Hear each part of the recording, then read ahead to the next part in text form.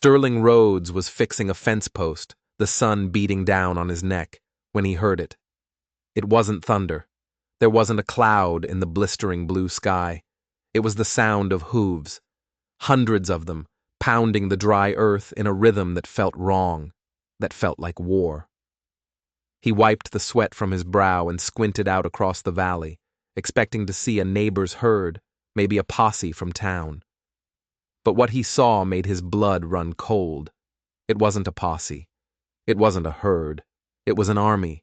Apache warriors, their faces smeared with war paint, their bodies lean and hard, riding in perfect, silent formation, and they were heading straight for his ranch. This was impossible.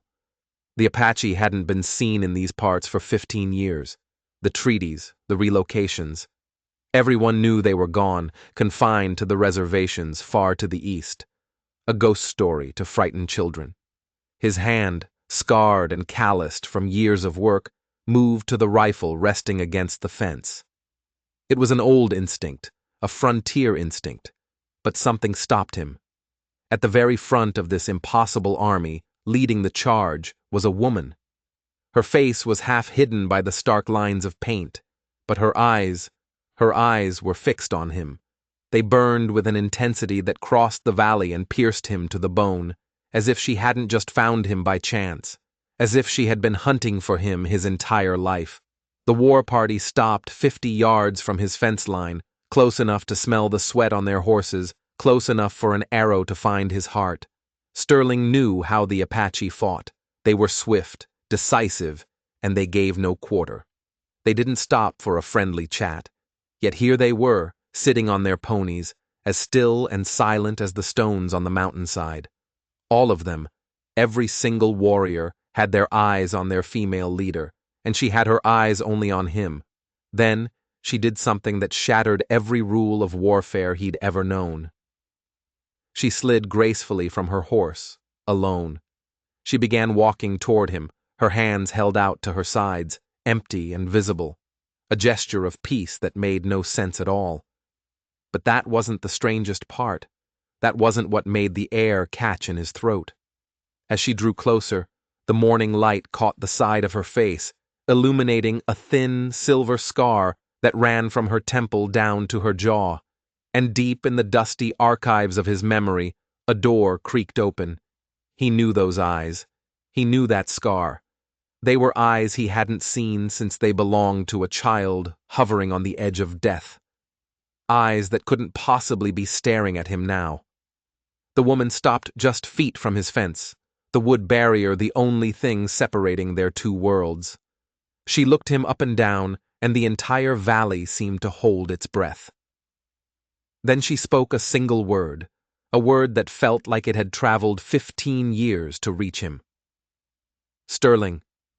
She said his name not like a stranger, but like a promise she had whispered to herself in the dark, over and over again. And in that instant, Sterling Rhodes knew his quiet life was over. The ghost he thought he'd buried long ago had just returned. And she'd brought an army with her. His mind was a stampede of wild horses, trying to make sense of the woman standing before him. 15 years. It's a lifetime out here. But some things, you never forget. The woman wore traditional Apache buckskin, but it was mixed with modern leatherwork, a holster for a pistol at her hip, a finely tooled belt. The war paint was a mask, but it couldn't hide the story etched into her skin. That scar. He remembered the night he'd stitched that wound himself, his hands shaking, using a needle sterilized in whiskey, and praying he wasn't doing more harm than good. This was Ayanna, the half-dead 12-year-old girl he'd found tangled in the creek bed behind his barn, bleeding out from a dozen wounds. "You remember," she said. It wasn't a question. Her voice was quiet, but it carried the weight of the years between them. Her English was perfect, cleaner than most of the folks in town. "Good. I was afraid you might have forgotten." Sterling's throat was as dry as a desert riverbed. "Ayanna? But how? The soldiers, they said your people were all moved to Oklahoma." A bitter smile touched her lips, a fleeting thing that didn't reach her eyes. The soldiers said many things, Sterling. Most of them were lies. She glanced back over her shoulder at the silent warriors mounted behind her. These men are not from Oklahoma. They are from 7 different tribes. We are united by a single purpose. Sterling's gaze swept over the war party again, and this time he saw what he'd missed in his shock. The markings were different. The beadwork, the feathers, the weapons. He saw Comanche, Kiowa, even Cheyenne. This wasn't a tribal war party. This was something new. Something that shouldn't exist. What purpose? He asked, his voice a hoarse whisper. A part of him was terrified of the answer. Justice, Ayanna said, the word as sharp and clean as a new knife. But not the kind you're thinking of. She reached into a leather pouch at her side. Sterling tensed, expecting a weapon. But she pulled out a piece of paper, an official-looking document, folded neatly with heavy wax seals gleaming at the bottom. Even from 10 feet away, he could read the letterhead, embossed in fancy script. Whitman Trading Company, Legal Division. 3 days ago, Ayanna said, holding the paper up for him to see, a man named Elias Whitman filed a claim against this ranch. Her eyes bored into his. He says you owe him $800 in unpaid debts, money you supposedly borrowed 2 years ago for cattle feed. Sterling's jaw clenched so hard he felt it in his teeth. That's a damn lie. I've never borrowed a cent from Whitman. I pay cash. Always. I know, Ayanna said, her voice calm and steady as a rock. I know because I have spent the last 2 years of my life investigating Elias Whitman. This is the 17th ranch he has tried to steal using forged debt papers. She paused, letting the number sink in. The other 16 families, they weren't as lucky as you're about to be. The ground felt like it was tilting under Sterling's boots. This wasn't about the past. This wasn't about revenge. This was something else entirely, something tangled in the webs of money and law he'd spent his life avoiding. What happened to them? He asked, already dreading the answer. Ayanna's eyes went hard, like chips of obsidian. They lost everything. Their land, their homes, their animals. Whitman has a slick lawyer in his pocket, and a judge who signs whatever is put in front of him. She let the silence hang in the air for a moment. But when he chose to come after your ranch, he made one fatal mistake. What mistake? Sterling asked. Ayanna's gaze softened for just a second, a flicker of the girl he remembered. He chose to steal from the one man who saved my life, she said, and that is a debt I have come to repay. The weight of her words settled on him, heavier than a winter snow. He'd always known Elias Whitman was a snake, a man who'd sell his own mother for $1. But this was a whole new level of evil, a systematic campaign of theft, hidden behind the shield of the law.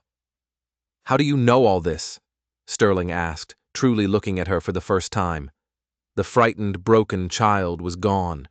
In her place stood a woman who radiated a dangerous, quiet confidence, a leader. Because after you saved me, Sterling, I didn't just run and hide, Ayanna explained. I learned, I studied, I became what I needed to be to walk in both worlds, your world and mine. She gestured again to the stoic warriors behind her. These men don't follow me because of my blood. They follow me because I gave them back their purpose. I taught them how to fight men like Whitman, not with arrows and rifles, but with their own weapons, knowledge and the law. Her expression turned deadly serious. I didn't vanish 15 years ago. I went east, to schools in St. Louis, then in Chicago. I learned your laws, your business, your strategies. I learned how men like Whitman use paper to steal more than any raiding party ever could. Sterling's world was spinning. The little Apache girl who could barely speak a word of English now stood before him, talking about legal strategy like a seasoned lawyer. The contrast was so stark it was almost impossible to believe. "So," he managed to say, "what's your plan?" "Tomorrow morning," Ayanna said, her voice dropping. "Whitman is coming. He'll have Sheriff Morrison with him, and a court order to seize this property. They expect to find you alone, defenseless. They planned it for a Saturday, so the bank would be closed. No way for you to get your records, no way to prove the debt is a lie." Sterling's stomach turned to a hard knot of dread. It was a perfect trap. "But you won't be alone," Ayanna continued, a faint smile playing on her lips. "Because I have something Whitman doesn't know exists." She let out a sharp, clear whistle. One of the warriors dismounted and strode forward, carrying a heavy leather satchel.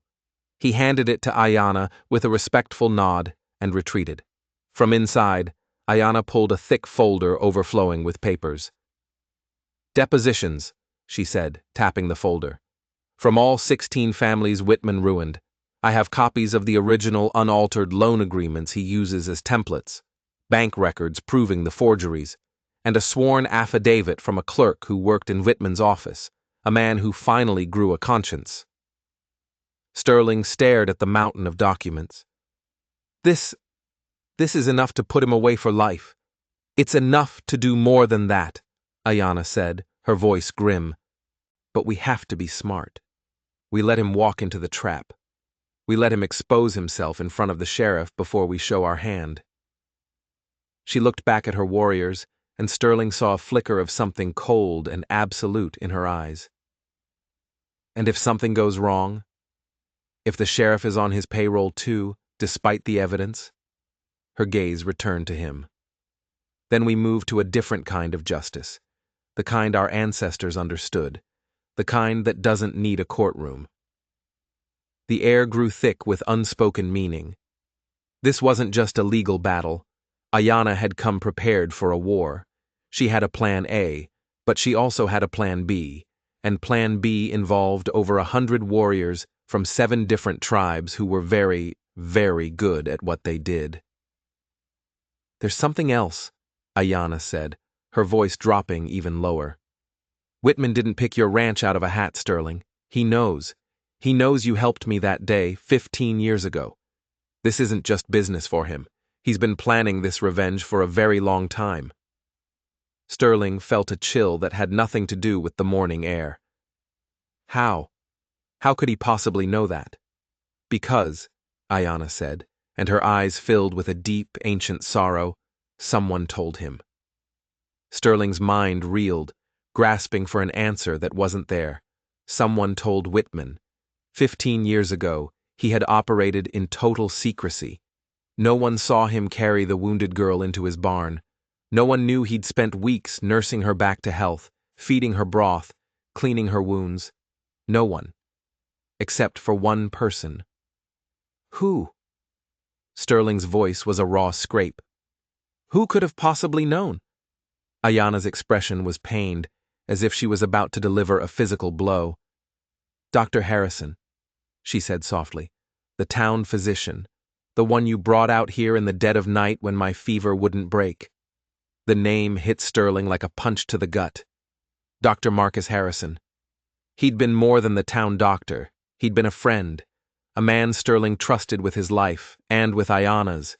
Harrison had taken an oath of secrecy, sworn on his medical bag that the girl's presence at the ranch would remain between them and God.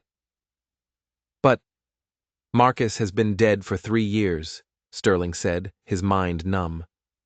"Yes," Ayanna confirmed, "but before he died his conscience got the better of him. He confessed a great many things to his son, including the story of the night he came to this ranch and helped save a little Apache girl. She let that sink in before delivering the final damning piece. His son, the young Dr. Harrison who inherited his father's practice, also inherited all of his father's gambling debts. Debts owed to one man, Elias Whitman." Sterling felt a wave of nausea. "So he sold the story? To pay what he owed?" "He did more than that," Ayanna said, her jaw tight with fury. "He gave Whitman everything. Detailed maps of your property, your daily habits, your financial situation. He was Whitman's inside man, helping him plan this theft down to the last detail. She paused, her eyes locking onto his. But what the young doctor didn't know, and what Whitman doesn't know, is that his father was a meticulous man. He kept detailed private journals. She reached back into the satchel and pulled out a worn, leather-bound book. He recorded everything from that night. Medical notes, sketches of my injuries. He even pressed one of the flowers from the medicine plants you gathered for me. Sterling's memory flashed back. Wild herbs from the creek bank. Traditional remedies Ayanna had whispered the names of in her delirium. He'd spent days gathering them, crushing them, following the fevered instructions of a child because the doctor's medicine wasn't enough. It was the only hope she had. Those records are going to be your salvation, Ayanna continued, her voice filled with a cold, strategic fire, because they prove, beyond any doubt, that I was a child, near death, a victim. The injuries he documented could not have been sustained by a warrior in a raid. Why does that matter so much? Sterling asked. Because Whitman's whole plan hinges on painting you as a traitor, she explained. An Indian sympathizer who harbored a dangerous fugitive. He's going to use the town's prejudice against my people to justify seizing your land as a punishment for treason. He wants to make an example of you. Her voice dripped with contempt. But Dr. Harrison's own father's records prove you saved a dying child, not a warrior. It destroys his entire narrative. Sterling stared at her, dumbfounded by the layers of her plan. You've thought of everything. I've had 15 years to think of nothing else, she replied. 15 years to plan the day I would repay you. Her face hardened again. But it gets worse, Sterling. The young Dr. Harrison isn't just Whitman's informant, he's his business partner. What do you mean? The 16 families Whitman stole from, she said, spitting the words out. After they were thrown off their land, left with nothing, they got sick. Their children got sick. And who was there to offer them medical care? The compassionate young Dr. Harrison. For a price, of course. He'd take the last of their possessions, a family heirloom, a wedding ring, in exchange for his services. Her eyes flashed with a righteous fire. They created a perfect, vicious system. Whitman steals the land, and Harrison profits from the misery and desperation that follows. The rage building in Sterling's chest was a physical thing, hot and choking. Two men he had known and trusted, a father and son who had sworn an oath to heal, were nothing more than vultures. Tomorrow, when Whitman and the sheriff arrive, Dr. Harrison will be with them, Ayanna said. He's going to be their expert witness. He'll claim that you've become mentally unstable from living out here alone, that you're paranoid, imagining plots that don't exist. His medical testimony is meant to be the final nail in your coffin. And you're going to stop him, Sterling said, the statement a prayer. We are going to stop them, Ayanna corrected, but not in the way they expect. She whistled again, and another warrior brought a second, smaller satchel. From this one, Ayanna withdrew something that made Sterling's eyes widen. It was a doctor's bag, nearly identical to the one the old Dr. Harrison used to carry. Tell me, Sterling, Ayanna said, a dangerous glint in her eye. How much do you remember about those medicine plants you gathered for me all those years ago? Sterling stared at the medical bag, the scent of dried herbs and memories flooding his senses. Those long, desperate nights, crushing willow bark to fight the fever, making a poultice from prairie sage to ward off infection, mixing chamomile into a tea to help a child find sleep through the agony. I remember some, he said slowly, but I'm no doctor. No, Ayanna agreed, but for 1 week, you learned more about real medicine than most doctors learn in a lifetime. You learned from a patient whose very life depended on you getting it right. She opened the bag. Inside, there were no scalpels or metal instruments. Instead, it was filled with carefully labeled glass bottles containing dark liquids and small pouches of dried, crushed herbs. I've spent my life studying both kinds of healing, she said. The knowledge of my people and the science of yours. This bag contains remedies that are completely natural, yet produce very specific and very convincing effects. Sterling picked up a bottle, the handwritten label reading Solanum Jamesi. It looked harmless, like something any frontier doctor might carry. What kind of effects? He asked. Temporary, she assured him. Harmless in the long run, but designed to expose Whitman and Harrison for the frauds they are. She selected a small, dark brown vial. This is a concentrated extract from the root of the wild potato, a plant my people have used for generations. In a very small dose, it causes intense but brief stomach cramps, nausea, and profuse sweating, all the symptoms of a serious, sudden illness. You're going to poison them? Sterling asked, shocked. I'm going to reveal them, she corrected, her voice sharp. When Whitman arrives tomorrow, you're going to be the perfect host. You'll offer them coffee. And in Mr. Whitman's coffee, you will place 3 drops of this extract. The audacity of the plan began to dawn on Sterling. And then, Ayanna said, her eyes gleaming with cunning, we will see what kind of doctor young Harrison truly is. When faced with a genuinely sick patient, his own partner in crime, will he provide proper medical care? Or will his greed to close the deal on your ranch override his sworn duty as a physician? It was brilliant. A perfect, inescapable trap. If Harrison treated Whitman, he'd have to acknowledge a real illness. If he dismissed the symptoms to push the seizure forward, he'd expose himself as a fraud in front of Sheriff Morrison. But what about the sheriff? Sterling asked. He's not in on it. He's just a good man doing what he thinks is his job. Exactly, Ayanna confirmed, which makes him the most important witness of all. When he sees a doctor fail to treat his own sick friend, he'll start questioning everything. He'll see that their priority isn't the law, it's the land. Sterling nodded slowly, the pieces clicking into place. And that's when you show him the evidence, the forged papers. Not just the papers, she said, a new level of intensity in her voice. I have something better. She reached into her main satchel and pulled out the clerk's leather-bound journal. This belonged to the man in Whitman's office. Before he fled, he gave it to me. It's Whitman's entire playbook. Every illegal deal. Every bribed official. Every family he destroyed. It's all in here. Sterling took the journal, his rough fingers tracing the worn leather. He opened it. Page after page of meticulous damning records. Dates, names, amounts. Even detailed sketches of the forged seals Whitman used to make his documents look official. It wasn't just evidence, it was a signed confession. Why did the clerk do it? Why risk his life to help you? Because Whitman's very first victims were the clerk's own elderly parents, Ayanna said, her voice thick with sorrow. He lost his family farm to the same scheme. He took the job with Whitman hoping to find a way to make things right, but he got in too deep. When Whitman found out he was keeping records, he came to me for protection. Where is he now? Safe, she said simply.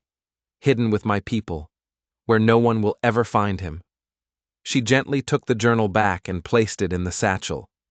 But Sterling, there's one last thing, the darkest piece of the puzzle, something that changes everything about what happens tomorrow. Sterling felt his stomach clench. What is it? According to the clerk's notes, Ayanna said, her face a grim mask, Whitman isn't just planning to seize your ranch. He plans to make a public spectacle of you, a warning to anyone else who might dare to help an Apache. Her eyes met his, and he saw the terrible truth in them. After the sheriff leaves, he and his men are planning to burn your house to the ground. She took a deep breath. With you inside it. The words hit Sterling with the force of a physical blow. This wasn't just about greed anymore. This was attempted murder, dressed up in the clothes of legal procedure. The clerk wrote that Whitman has been spreading rumors in town, Ayanna continued, her voice low and furious, telling people you're dangerous, that you're plotting with Apache warriors to attack the town. Tomorrow's seizure is designed to look like a heroic act of preventive justice. He's setting the stage to murder you and have the whole town call him a hero for it." She stepped closer, her voice barely a whisper. "He never intended for you to walk away from this, Sterling." A cold, hard fury rose in Sterling's chest, extinguishing all fear. It was a feeling he hadn't felt in a long, long time. "Then we'd better make damn sure our plan works," he said, his voice like flint. "It will," Ayanna said, her confidence a shield. "But you have to be ready. Ready for the moment when words and paper are no longer enough. Are you ready for that?" Sterling looked past her, to the 100 silent warriors waiting in the valley, their silhouettes stark against the rising sun. Then he looked back into the eyes of the woman he had saved, who had now come to save him. "Ayanna," he said, "I've been ready for 15 years. Dawn broke like a raw wound, spilling gray and bloody light over the valley. Long before the sun crested the mountains, Ayanna and her warriors had melted back into the hills, becoming unseen eyes and unheard whispers, close enough to strike like lightning if the moment came. Only Ayanna remained, hidden deep in the shadows of Sterling's barn, armed with a doctor's bag and 15 years of carefully planned justice. Sterling forced down a cup of black coffee, the bitterness a welcome distraction from the coiling tension in his gut. He didn't have to wait long. Just as the sun cleared the ridge, he heard them coming. 3 riders, Sheriff Morrison, his silver star glinting, his face etched with the discomfort of a man doing a job he didn't like. Next to him, the young Dr. Harrison, his medical bag strapped to his saddle, his eyes darting around nervously. And leading them, Elias Whitman, perched on a fine black horse, dressed in an expensive Eastern suit that was an insult to the rugged landscape. He looked like a vulture dressed in peacock feathers. "Morning, Sterling," the sheriff called out, his voice trying for casual but landing on strained. "Got some unpleasant business to attend to, I'm afraid." Sterling stepped onto his porch, schooling his face into a mask of weary calm. Inside, his heart hammered a frantic rhythm against his ribs. "Morning, Sheriff. Gentlemen."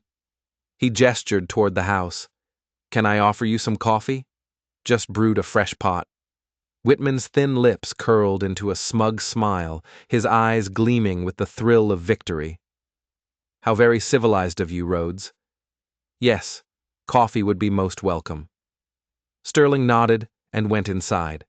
The tray was already prepared, exactly as Ayanna had instructed. 4 tin cups, steaming and fragrant. 3 were normal. The 4th, the one with a tiny, almost invisible chip on its handle, held 3 drops of the wild potato extract. He came back out onto the porch, his hand steady. "Here you are," he said, moving with deliberate calm. He handed the first cup to the sheriff, the second to Dr. Harrison. Then he picked up the chipped cup. "Mr. Whitman." Whitman took it without a second glance, his focus entirely on sizing up the man he was about to destroy. Sterling handed the last cup to himself and took a long sip, his eyes never leaving Whitman's. Dr. Harrison fidgeted, unable to meet Sterling's gaze. Sheriff Morrison looked like he'd rather be anywhere else on Earth. Only Whitman seemed perfectly at ease, sipping his coffee as he surveyed the ranch that would soon be his. "All right, Sterling," the sheriff began, clearing his throat. "Mr. Whitman here has filed a claim. Says you owe him $800 for feed and supplies from 2 years back. He's got the paperwork to prove it." Sterling set his cup down and shook his head, his voice firm and clear. "That's a lie, Sheriff, and he knows it. I've never taken credit from any man. I have my records. I pay cash for everything." "Do you have receipts for these cash payments?" Dr. Harrison piped up, his voice a little too high. "Of course I do," Sterling said. "They're inside." "How convenient," Whitman sneered. "Papers you could have cooked up yesterday." The sheriff frowned. "Now, Elias, hold on. Sterling's always been a straight shooter." "Has he?" Whitman shot back, turning his full attention to the sheriff. His voice dripped with practiced righteousness. "Sheriff, are you aware that this straight shooter has a documented history of aiding and abetting hostile fugitives?" Sterling's pulse kicked up a notch, but he kept his face a blank wall. "What in God's name are you talking about, Whitman?" 15 years ago, Whitman declared, his voice rising for dramatic effect. "You harbored a wounded Apache warrior on this very property, a savage, wounded during a raid on innocent settlers. And we have a witness. Dr. Harrison's own esteemed father documented the entire treasonous incident." Dr. Harrison shifted, beads of sweat popping on his forehead. "My father's private notes do indicate, that medical treatment was provided to an Apache individual here." "A child," Sterling cut in, his voice like iron. "A 12-year-old girl who was beaten and left for dead. She would have died if I hadn't helped her." "A potential threat," Whitman countered, his eyes blazing. "By your own admission, you harbored a hostile on your land. That's treason." Sheriff Morrison looked utterly bewildered, turning to Sterling. "Sterling, is this true? Why didn't you ever say anything?" Before Sterling could answer, a strange sound escaped Whitman's lips. A low groan. He doubled over, his face instantly draining of all color. The tin cup clattered to the porch floor. A dark stain spread across his expensive trousers. "Something's wrong," he gasped, clutching his stomach, a sheen of sweat erupting on his brow. "I feel sick, terribly sick." Dr. Harrison jumped up, his coffee forgotten, but Sterling watched him, his eyes narrowed. The doctor moved toward his partner, but his first glance wasn't at the sick man. It was at the sheriff. He was calculating, not diagnosing. "What is it? What's wrong with him?" the sheriff demanded, taking a step toward the groaning man. I'm not sure," Harrison stammered. He fumbled in his bag, pulling out a stethoscope with trembling hands. "Mr. Whitman, describe the symptoms." Whitman was now sweating through his suit jacket, his face pale and clammy. "Cramps, nausea, feels like I've been poisoned." Sterling watched the doctor's every move. A real doctor would be checking his pulse, his temperature. A real doctor would immediately ask what he'd eaten or drunk. But Harrison was just going through the motions, his eyes darting from Whitman's pained face to the legal papers sticking out of his coat pocket. His priority was clear. "Perhaps we should get him to your office, doctor. Postpone this business," the sheriff suggested, his voice laced with genuine concern. "No!" Whitman choked out, his greed stronger than his pain. "We finish this. Now! The papers! The order!" And that's when the barn door creaked open. Ayanna stepped out into the sunlight. She wasn't dressed for war. She was carrying the old doctor's journal in one hand and the clerk's ledger in the other. Her timing was so perfect it was theatrical. She had waited for the precise moment when young Dr. Harrison's character had been laid bare for all to see. "Sheriff Morrison," she called out, her voice clear and strong, echoing across the yard. "I believe I have some information that is vital to this case. Information you need to see right now." Sheriff Morrison's hand flew to his gun, a pure reflex at the sight of an Apache woman appearing out of nowhere. But he didn't draw. Something in her bearing, in the calm, measured way she walked toward them, made him hesitate. This was not the posture of an attacker. "Who are you?" he demanded, his voice tight with suspicion. "My name is Ayanna," she said, stopping a respectful distance away. "I am the Apache warrior Sterling Rhodes saved 15 years ago." She held up the two journals. "And I have absolute proof that Mr. Whitman and Dr. Harrison are criminals, attempting to steal this ranch using fraud and deception." Dr. Harrison's face turned the color of chalk. That's not possible. She was just a girl." "Children grow up, doctor," Ayanna said, her gaze steady and unforgiving. "Especially when good men give them a chance to live. Your own father's medical journal documents every detail of my injuries. It proves I was a critically wounded child, not a warrior. It proves Sterling acted out of compassion, not treason. Whitman, still bent over in agony, snarled through clenched teeth. "Sheriff, arrest her. She's a fugitive." A what?" Ayanna interrupted smoothly, opening the old journal. "According to your father's notes, doctor, I had 3 broken ribs, a severe concussion, and a leg wound that was badly infected. Does that sound like a dangerous warrior to you?" She handed the journal to the sheriff. Morrison took it, his eyes scanning the faded, precise handwriting. His expression shifted from confusion to deep concern. "These notes, they describe a child who was at death's door. It says here she was attacked." "There was no raid," Ayanna stated firmly. "I was gathering medicine plants by the creek when 3 white men attacked me. They left me for dead. They assumed no one would ever miss one Apache girl." Dr. Harrison was kneeling beside Whitman, but Sterling noted with grim satisfaction that he hadn't performed a single medical test. He hadn't checked his pulse, hadn't examined his eyes, hadn't asked a single intelligent question. "Doctor," the sheriff said, his voice now sharp and edged with suspicion, "shouldn't you be doing something for your patient?" Harrison fumbled with his useless stethoscope. "Of course, Sheriff, these accusations are so shocking." "More shocking than a man collapsing in agony in front of you?" Ayanna asked, her tone dripping with ice. "From my people's knowledge of medicine, these are the symptoms of consuming a poison. Have you even asked him what he drank this morning?" The question hung in the air, a loaded pistol pointed right at Harrison's head. A competent doctor would have already confiscated the coffee cups. Harrison was trapped. The sheriff's eyes narrowed, his gaze flicking between the 2 conspirators. "Let me see those debt papers," Morrison demanded, holding his hand out to Whitman. Even in his misery, Whitman clutched at his coat pocket. "They are legal. Binding." Ayanna stepped forward and presented the clerk's ledger. "Sheriff, this journal contains a full confession. It details every fraudulent document Mr. Whitman has ever created.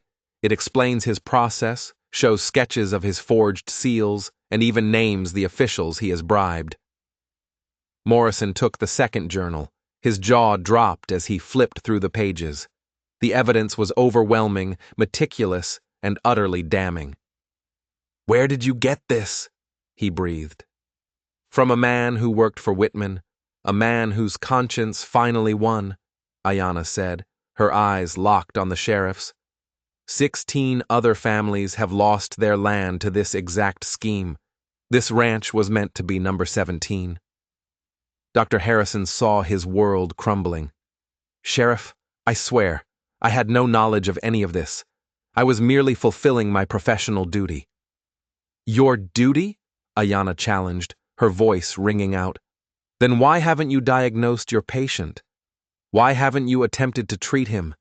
Any doctor worth his salt would have identified the source of the sickness by now, unless, of course, you have something to hide." The sheriff looked from Harrison's sweaty, terrified face to Whitman's pained, greedy one, then down at the irrefutable evidence in his hands. The ugly picture was finally complete.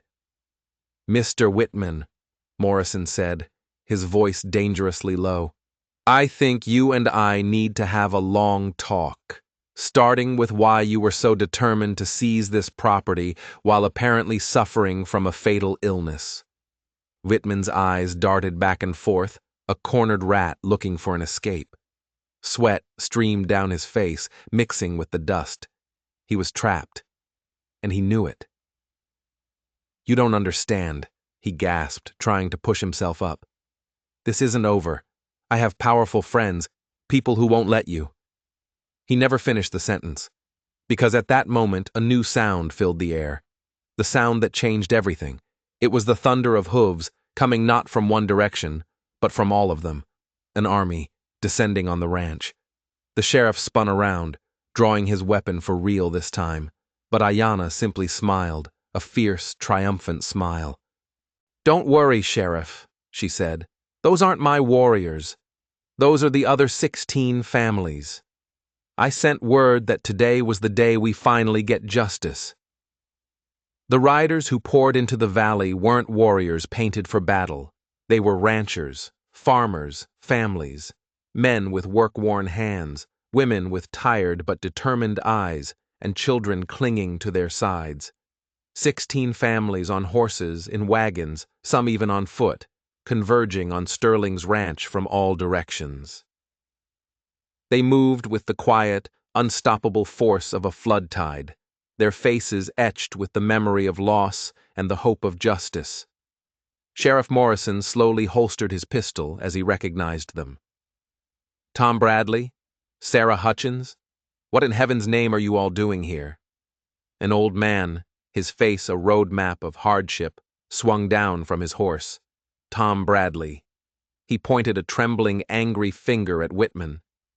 We're here, Sheriff, because that woman, he nodded towards Ayanna, sent word. She told us the man who stole our homes was finally being brought to account. Dr. Harrison scrambled to his feet. Now see here, these people are obviously confused. Confused? A woman with 3 small children hiding behind her skirts stepped forward. It was Sarah Hutchins. Her voice was quiet, but laced with steel. I'm not confused, Doctor. You were there. You examined my husband, remember? You declared him mentally unfit right after he refused to sign our deed over to Mr. Whitman. The sheriff turned on Harrison, his eyes narrowed to slits. You were declaring people incompetent to help Whitman's land grabs? Harrison's face flushed a blotchy red. I provided honest medical assessments based on my professional judgment. Honest? Tom Bradley let out a bitter laugh. You told the judge I had frontier dementia because I couldn't recall the details of a loan I never took out. Whitman used your diagnosis to have me stripped of my rights in court. Ayanna stepped forward, holding the clerk's journal open. It's all here, Sheriff. Page 43. It was their standard procedure. Dr. Harrison provides a fraudulent medical diagnosis, Whitman presents the forged debt papers, and Judge Caldwell in town rubber stamps the seizure. Morrison snatched the book and read the passage aloud, his voice thick with disbelief and disgust. Standard procedure. Harrison declares debtor mentally compromised. Caldwell accepts medical testimony without question. Property transfer finalized within 24 hours to prevent appeal. My God. The families pressed in, a silent, intimidating circle of wronged people. Their anger was a palpable force, but it was controlled, focused. They weren't a lynch mob. They were a jury. Whitman, still pale and sweating from the extract, staggered to his feet. This is a conspiracy, a fabrication. These are just disgruntled people who failed at business. Failed? Sarah Hutchins stepped forward again, holding up a tattered piece of paper. Then explain this, Mr. Whitman. This is the loan agreement you said my husband signed. And this, she produced another letter, is a letter he wrote to his sister. The signatures don't match, not even close. I brought it for you to see, Sheriff. One by one, others came forward. A man produced receipts for cash payments for the very supplies Whitman claimed he'd bought on credit. Another had a sworn statement from a neighbor who witnessed him paying in full. The evidence mounted, an avalanche of truth burying Whitman and Harrison alive. Sheriff Morrison looked at the mountain of proof, then at the faces of the people who had lost everything. How did you coordinate this? She did, Tom Bradley said, nodding at Ayanna with profound respect. She found every single one of us. Spent 2 years tracking us down, scattered across the territory. She helped us find our proof, taught us how to organize it. She told us to be patient, that the right moment would come, that our voices together would be louder than his money. Ayanna met Sterling's gaze across the porch. A silent understanding passed between them. She hadn't just learned the white man's law. She had learned the power of community, of unity, of shared purpose. Dr. Harrison made one last, pathetic attempt to save himself. Sheriff, this is all irregular, But even if there are questions about Mr. Whitman's business, it doesn't change the primary crime here. Sterling Rhodes harbored a hostile. A dying 12-year-old girl, Ayanna cut in, her voice sharp as glass. A fact that is proven conclusively by your own father's medical records. Are you prepared to stand here, in front of all these people, and claim that your sainted father was either a liar or an incompetent doctor? The trap snapped shut. It was perfect. Harrison couldn't deny his own father's notes without destroying his own credibility. But if he acknowledged them as true, he admitted Sterling was a hero, not a traitor. He was utterly and completely beaten. Sheriff Morrison looked at the two sweating, terrified criminals. He looked at the mountain of evidence. He looked at the faces of 16 families waiting for justice. And he looked at the calm, powerful Apache woman who had orchestrated it all. His choice was clear. "Elias Whitman," he said, his voice booming with authority as he pulled out his handcuffs. "You are under arrest for fraud, forgery, and conspiracy. Dr. Harrison, you are under arrest as an accessory to these crimes." He slapped the cuffs on Whitman's wrists. "This seizure order is null and void." Whitman's face twisted into a mask of pure, impotent rage. "You're a fool, Morrison. You have no idea who you're dealing with. My associates will ruin you." But as he looked at the unmoving circle of his victims, at Ayanna's unwavering stare, and at the cold steel of the sheriff's resolve, the fight seemed to drain out of him. The debt of honor, begun 15 years ago with a single act of kindness in the dark, had finally been paid in the bright, unforgiving light of day. 3 months later, Sterling stood on his porch, a mug of coffee warming his hands, and watched the sun paint the valley gold. The world was different now. His ranch was safe. The trials were over. Elias Whitman was starting a 15-year sentence in the territorial prison. Judge Caldwell had been exposed and removed from the bench, disgraced, and facing his own trial. Young Dr. Harrison had lost his license and was serving 5 years as an accessory. But the real victory wasn't in the punishment. It was in the restoration. The territorial court, deeply embarrassed by the scale of the corruption Ayanna had exposed, had moved swiftly. All 16 families had their land titles legally restored. Tom Bradley's new barn was already half built. Sarah Hutchins had reopened her family's small general store. The valley was healing. He heard the familiar sound of a single horse approaching and smiled. Ayanna. She visited most weeks now, a comfortable routine that had become the anchor of his new life. She rode alone today, just as she had on that first, terrifying morning. "Morning, Sterling," she called, swinging down from her horse with an easy grace. "Morning, Ayanna. Coffee's fresh."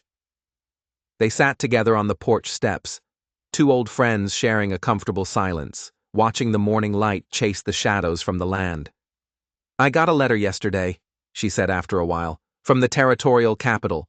She took a sip of her coffee.